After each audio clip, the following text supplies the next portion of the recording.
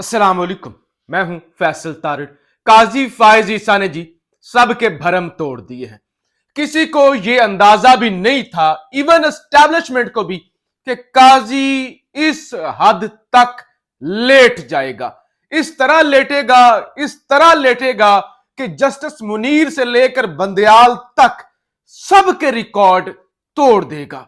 वो इनकलाबी, वो दानश्वर, वो सहाफी जो काजी को एक मसीहा समझ रहे थे कि जैसे एक मसीहा आ रहा है और जुडिशल एक्टिविज्म होगा, जमहूरियत होगी और सिविलियन सुपरमेसी होगी और बालादस्ती होगी आइन और कानून की, काजी के दौर में इंसाफ की रेल फेल होगी। काजी आ गया है ना, मर्द का बच्चा आ गया है, तो अब रोले ही कोई नहीं है। अब वो भी मायूस हो चुके हैं, उनके भरम भी टूटे हैं। हमारे जैसे लोग जो मुल्क के अंदर आइन इंसाफ देखना चाहते हैं, हमने भी कहा चलो नया बंदा है, नाम सुना हुआ है, तगड़े फैसले देता है, सुना है कि दलेर बंदा है, तो उम्मीद है अब मुल्क के हालात बेहतर होंगे। हम भी मायूस हुए, हमारे भरम भी टूटे। एस्टैब्लिशमेंट का भरम भी टूटा। एस्टैब्लिशमेंट को डर था काजी साहब से कि काजी साहब आ गए तो कहीं सारा स्क्रिप्ट खराब ना हो जाए, और काजी साहब जो हैं वो कहीं हमारे ऊपर ही ना चढ़ दौड़े, इनका मीटर ना घूम जाए।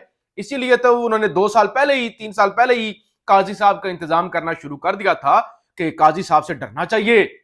और डरना चाहिए, काजी साहब ने जिस तरह से बलोचिस्तान में फैसले दिए हुए हैं, फैजाबाद धरने का जिस तरह से फैसला दिया हुआ है, तो कहीं ये सारी गेम उल्टी ना हो जाए।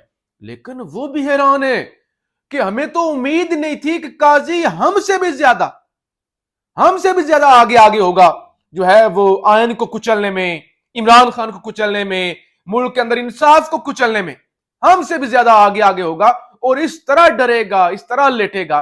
मिसाल के तौर पे पीछे तो बेशुमार कहानियां है ना, मैं वो बयान नहीं करता कि फलां मुकदमा, फलां चीज, उनको छोड़ दे। फौजी अदालतों का फैसला आया, फौजी अदालतों को कालअदम किया गया और उसके खिलाफ अपील फाइनल हुई, अपील दायर हुई, और अपील दायर होने के महीना 1.5 महीना बाद अब वो अपील समाअत के लिए मुकर्रर हुई है। हालांकि काजी साहब के अपने मुताबिक और आइन के मुताबिक 14 दिनों के अंदर अंदर अपील लगनी चाहिए। ये जो फैजाबाद धरने केस वाली भी अपील लगी ना काजी साहब के दौर में, कोई 2-3-4 साल बाद लगी अपील, तो काजी साहब ने कहा ये क्या सिस्टम है, अपील जो 14 दिन में लगनी चाहिए इतने दिन हो गए। एक तो अपील उन्होंने लेट लगाई। दूसरा, ये जो बेंच बनाया है ना, 6 रुकनी बेंच बनाया है, और इस 6 रुकनी बेंच के अंदर सरदार तारिक मसूद साहब हैं, जैसे अमीनुद्दीन खान हैं, जैसे मोहम्मद अली मजहर हैं, जैसे सैयद हसन अजहर रिजवी हैं, जैसे मुसरत हिलाली साहिबा हैं, जैसे अरफान सादत खान साहब हैं। अब ये 6 रुकनी बेंच है। एक तो इस पर जो है वो इतराज उठा दिया गया, इसको चैलेंज किया गया सलमान अकरम राजा साहब की जानिब से कि 5 रुकनी बेंच ने तो पहले फैसला दिया हुआ है, और 5-0 से फैसला है कि 5 के 5 ने जो फौजी अदालतें हैं उनको कलअदम किया हुआ है, उनको गैर आईनी डिक्लेयर किया है। तो लिहाजा अब 11 रुकनी बेंच होना चाहिए कि कम से कम जो फैसला आए वो 6-5 का आए। तो 11 रुकनी बेंच होना चाहिए, यानी बड़ा बेंच होना चाहिए, डबल बेंच होना चाहिए, डबल से भी ज्यादा जो है होना चाहिए। 6 का बनाया तो कम से कम 11 का आपको बेंच बनाना चाहिए। तो ये बेंच काबिल कबूल नहीं है। दूसरी मजे की बात यह है कि जब फौजी अदालतों वाला मामला आया था बंदयाल साहब के दौर में, और इत्तेजाज अहसन साहब ने इसको चैलेंज किया था, उस वक्त जो बेंच बना था गालिबन 9 रुकनी बेंच था, उससे उठ गए थे, उससे उठकर चले गए थे काजी फायज ईसा साहब।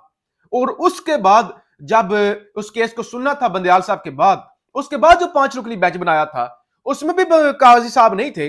अब अपील सुननी है ना, अब सारे नए जज डाले गए हैं ना, पहले वाले जज नहीं, नए जज डाले गए हैं। तो काजी फायज साहब को इसमें होना चाहिए था, चैंपियन है ना काजी साहब, यानी काजी साहब का एक लेवल है ना, वो तो जो है वो एस्टैब्लिशमेंट को कहते हैं कि अपनी हद में रहो, खबरदार औकात से बाहर नहीं होना। तो हैरान कुन तौर पे इस बेंच के अंदर काजी साहब ने खुद को शामिल ही नहीं किया। काजी साहब की जुर्रत नहीं हो रही, वो जो कह रहे थे कि काजी बड़ा तगड़ा है, तगड़ा, उनके वो सारे जो हमारे सहाफी दोस्त हैं, रिपोर्टर जो बड़ी साइड लेते थे काजी साहब की, अब उनके भी वो भी परेशान है कि यार काजी साहब ने तो नाक ही कटवा दी है। हालांकि असनात मलिक साहब रिपोर्टर हैं, वो कहते हैं कि काजी फायज साहब भी अवेलेबल हैं, जैसे जमाल खान मंदोखेल साहब भी अवेलेबल हैं, जस्टिस अतर मनल्ला साहब बड़े इनकलाबी जज बनते हैं, वो भी अवेलेबल हैं, और सैयद जो है मंसूर अली शाह جو ہے وہ بھی ہیں, تو لہذا ان کو کیوں نہیں شامل کیا گیا, اور قاضی صاحب خود اس سے کیوں بھاگ گئے؟ تو لہذا یہ واضح دلیل ہے کہ قاضی صاحب نے لیٹنے کے سارے ہی ریکارڈ توڑ دیے. اب یہ موقع تھا کھڑے ہونے کا, تاریخ آپ کو بار بار موقع ہی نہیں دیتی کھڑے ہونے کا, آپ کو سٹینڈ لینے کا موقع ہی نہیں دیتی. کبھی کبھی ایسے موقع آتے ہیں, کھڑا ہونا چاہیے تھا, نہیں کھڑے ہوئے, لیکن انہوں نے غلامی قبول کر لی. اسد قیصر صاحب کے خلاف گملے توڑنے کا کیس تھا, اب اس کیس کے اندر جو ہے ان کی ضمانت منظور ہو گئی ہے, مقامی عدالت نے بردان کی, انہیں رہا کرنے کا حکم دیا ہے, اور پشاور ہائی کورٹ نے 12 دسمبر تک گرفتاری سے روک رکھا ہے جو ہے وہ اسد قیصر صاحب کو. اب دیکھتے ہیں کیا ہوتا ہے کہ ان کو کسی اور نئے مقدمے کے اندر گرفتار کر لیا جاتا ہے یا ان کو رہا کر دیا جاتا ہے. باجوڑ وہاں پہ رات کو جاتے ہوئے جس طرح سے شیر افضل مروت کو اٹھایا گیا, 250-300 پولیس اہلکار تھے, اور وہاں پہ روڈ بند ہوا, مزاحمت ہوئی, اور شیر افضل مروت بھی مینٹلی بڑا تگڑا بندہ ہے. تو بہرحال وہ رات کو 1-2 گھنٹے کی کوشش کے بعد وہ گاڑی انہیں وہاں سے چھوڑی, وہ بھاگے, گلیوں سے بھاگتے بھوگتے وہ بچ نکلے. اب اطلاعات یہ کہ باجوڑ کے تمام راستے بند کر دیے گئے ہیں, اس کے باوجود ہزاروں کی تعداد میں ورکر نکلے ہوئے ہیں, بڑی تعداد میں لوگ نکلے ہوئے ہیں, اور پورا علاقہ حیران ہے, اور پورا بلکہ پاکستان حیران ہے کہ باجوڑ کے اندر اتنے لوگ نکل کہاں سے آئے ہیں. شیر افضل مروت پر بھی حملہ ہوا ہے, کارکنان پر بھی حملہ ہو رہے ہیں, اور گولیاں چلنے کی بھی اطلاعات آ رہی ہیں, اور شیر افضل مروت کے زخمی ہونے کی بھی اطلاعات ہے. اب خان تو دلیر ہے ہی ہے, خان نے تو گولیاں کھائی ہوئی ہیں, یہ شیر افضل مروت بھی اپنے آپ کو پروو کر رہا ہے کہ ڈرتا نہیں ہے, ایسے کھر دماغ ہے, ڈرتا نہیں ہے, سٹینڈ لیتا ہے, ہر جگہ پہ پہنچ جاتا ہے, پرچے اس پہ کٹے ہوئے ہیں, اغوا کرنے کی کوششیں, حملے. لیکن بہرحال شیر افضل مروت نے اپنے آپ کو پروف کیا ہے, اور اسی لیے اب ان پر حملے بھی ہو رہے ہیں, اور اللہ ان کی زندگی دراز کرے. اور دوسری طرف باؤجی مسلسل ٹیسٹر لگا رہے ہیں, نواز شریف مسلسل اسٹیبلشمنٹ کو ٹیسٹر لگا رہے ہیں کہ میں بدلے بھی لوں گا, دیکھ لوں گا, میں پوچھ لوں گا, میں حساب بھی لوں گا. آج بھی نواز شریف نے کہا کہ کچھ کرداروں نے ترقی کرتے پاکستان کو تباہ کر دیا, اور وہ کردار جو ہے ان سے بدلہ بھی لیا جائے گا.